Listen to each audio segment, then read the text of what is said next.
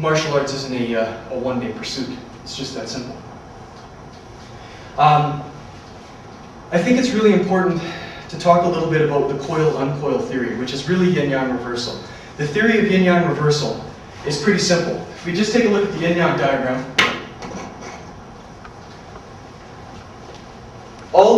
everybody's familiar with this, but all that this diagram represents is two opposing energies interlocked, intertwined with one another. Okay? Of course, the dots represent the fact that each energy has a little bit of its opposite within it at all times. There's no such thing as a purely yang energy, because the yin-yang theory is all about relativity, right? So, we're going to try to keep this brief though in a martial arts context. So yang, the white side, is ascending, it's hard, it's direct, it's male, it's light, it's all of these kinds of attributes, uplifting attributes. On the bagua, it represents heaven. The yin, or the dark side, is descending, soft, yielding, female, dark, all of these other different attributes. And you can see how these, if you were to be able to take this diagram and spin it, they would be chasing one another. One of the ancient symbols of the yin-yang diagram is actually two fish chasing each other's tails. It's very like an infinity symbol in Western thought. So now the idea is that this coiling and this intertwining is a reversal. Yin will descend and become stronger. And as it becomes stronger, it will reach an apex. It will reach a point where it cannot get any larger. It's just that simple. And as soon as that happens, it will start to fall over and become yang. Yang becomes very small here and then begins to ascend, taking away the power of yin and allowing itself to grow and uplift into all of those wonderful yang things.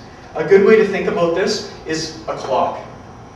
If we were to take just the idea of noon and midnight, so if we had 12 noon up here and 12 midnight down here, midnight is the darkest time of the night, the very center of our nighttime cycle. It is dark, it is absolute yin. It is the apex of yin. So it's this large space of yin. But as soon as you get past 12, midnight, then day starts to come. Eventually, the sun will rise above the horizon. So this, 6 o'clock or something like that. It's becoming yang. And the same thing happens at noon. Okay, at noontime, it's the brightest part of the day. As soon as you get past noon, the sun starts to go down, it starts to become yin.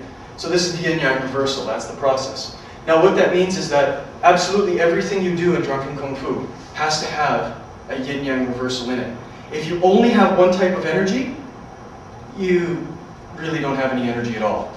It's just that simple. I'm going to take the most basic punch that's in every martial art to describe this. So this is the reverse punch. Karate does it, all kinds of Kung Fu guys do it, everything. And all the reverse punches is this, okay? It's known by all tons of names, Black Tiger, Steel's Heart, Corkscrew Punch, etc. Now what's important, when you see a beginner do this punch, they tend to do this. Now just watch my punching hand, my rear hand. No problem, right? It's an okay punch for a beginner. But the issue is that the hand that's retreating is doing nothing. All it's doing is moving from point A to B. There's no energy, there's no connectivity between the left and the right.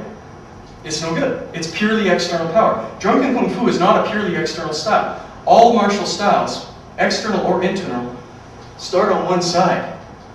But that means they will reverse. There will be a yin-yang reversal and they will become one another. So anything that starts external has to have an internal element eventually. That's part of kind of the secrets of drunken boxing. Is if you don't understand that it's an internal martial art, it's at its apex, you're never really going to have the power and you're going to have those flowery fists and brighter kicks. So let's go back to the reverse punch. If I were to punch again, I'll punch this time with my left hand, without any energy in the right.